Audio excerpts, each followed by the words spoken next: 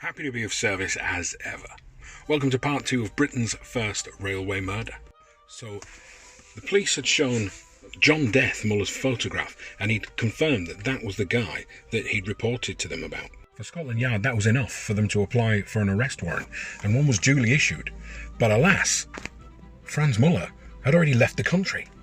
On the 15th of July 1864, Muller had boarded the steamship Victoria, which was bound for New York.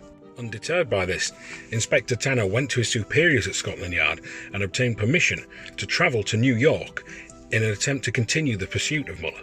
Senior officers at Scotland Yard had little hesitation in granting Tanner's request, and on the 20th of July 1864, Inspector Tanner, along with Inspector Keresy, Detective Sergeant George Clark, and Jonathan Matthews and John Death, boarded the SS City of Manchester, which left from Liverpool, headed across the Atlantic. The old saying goes that fortune favours the brave, and in this instance it certainly did favour Inspector Tanner. This pursuit was taking place right in the middle of the American Civil War, and opinion was deeply divided as to whether Inspector Tanner would actually manage to extradite Muller successfully from the United States. Unbelievably, the City of Manchester managed to beat the steamship Victoria across the Atlantic by 3 weeks.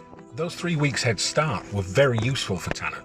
Not only did they allow him to contact Scotland Yard and receive further guidance and yield Scotland Yard's international connections, they also allowed him time to navigate the American legal system despite the chaos of the Civil War. And when the SS Victoria finally docked in New York, the police were waiting for Muller. Now, popular legend says that Inspector Tanner was the one that made the arrest of Muller. That's not actually true. Detective Sergeant George Clark boarded the SS Victoria in New York Harbour and arranged with the crew for a quarantine check to be carried out on the passengers. Once Muller had presented himself to the crew, Detective Sergeant Clark made the arrest.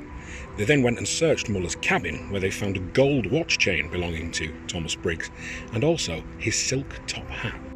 German advocacy groups in America had funded the defence of Franz Muller and had tried to resist the extradition order, but it was no good.